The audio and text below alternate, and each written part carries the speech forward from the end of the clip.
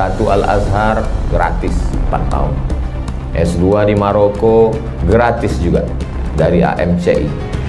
S3 3 kali mengajukan beasiswa program 5.000 doktor ke Kemenak, nggak dapat.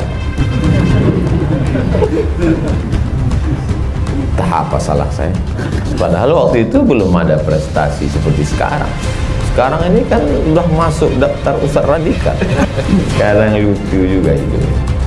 Sampailah pesawat kami di ibu kota Timor Leste, Dili. Rencana akan bertemu dengan uskup. Setelah itu ketemu dengan Pak Sanana Gusmao. Malamnya tablik akbar di masjid sebelum pilpres.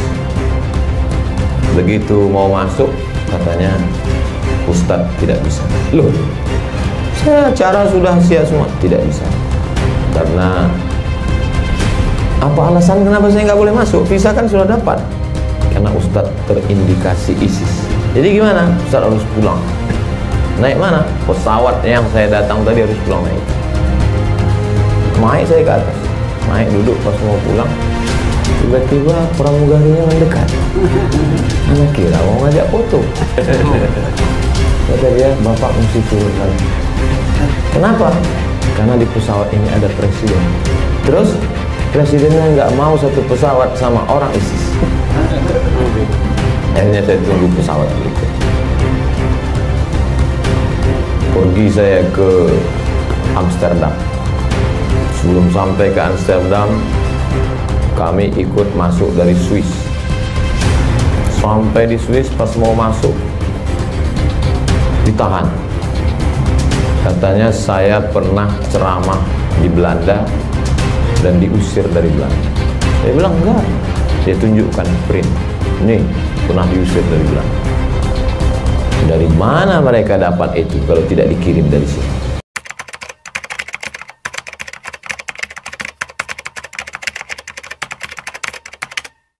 Salahkah aku? Salahkah saya? Ustadz hari ini mah ceramah apa curhat? Menjadi muslim sejati tantangannya luar biasa. Ini baru bicara ekonomi. Belum kau buat mall yang besar. Belum lagi kau buat mall syariah. Belum lagi kau buat padang golf syariah. Orang sudah marah. Hanya baru sekedar mengajak orang membeli ikan 8.000, jangan ditawar 2.000. Hanya itu saja yang kau katakan. Ternyata menjadi muslim sejati. Lalu yang selamat itu apa? Yang paling enak santai sekarang itu apa? Marilah sabar. Marilah kita sabar. Judul kajian subuh kita ini adalah tolong hapus ini, buang kalimat itu. Lalu apa judulnya?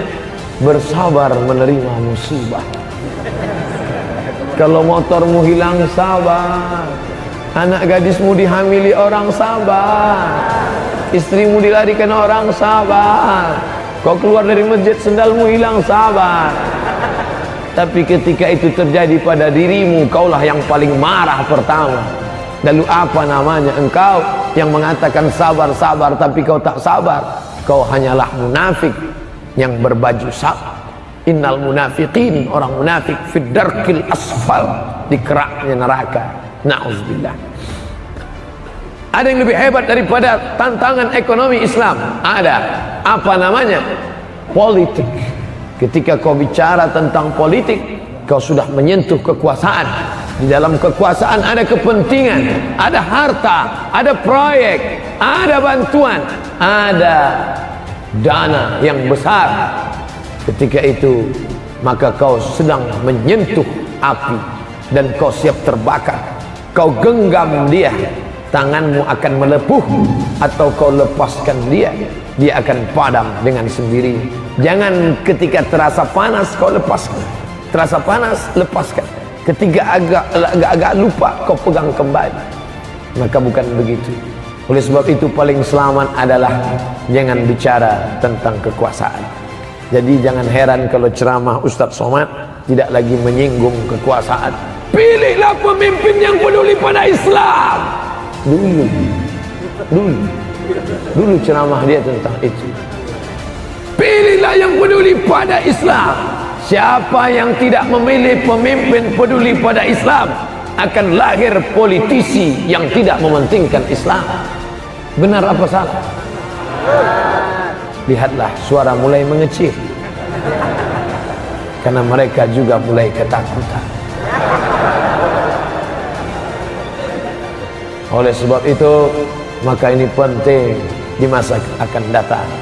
Video mulai dihapus dari YouTube, Instagram mulai di-ban. Mengapa tidak jadi? Karena ada gejolak yang luar biasa. Ada suara-suara yang marah. Mengapa ini? Mengapa ini? Tidak tahan lama, hanya 12 jam saja justru muncul kembali.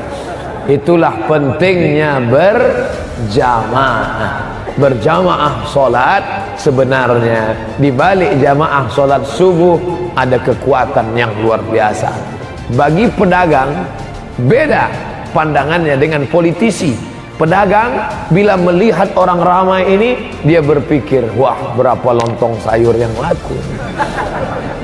Pedagang, dia akan berpikir berapa roti yang laku, karena orientasinya adalah berapa barang dagangan yang akan laku.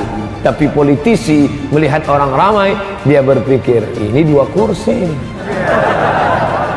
Oleh sebab itu, gerakan sholat subuh berjamaah harus hidup.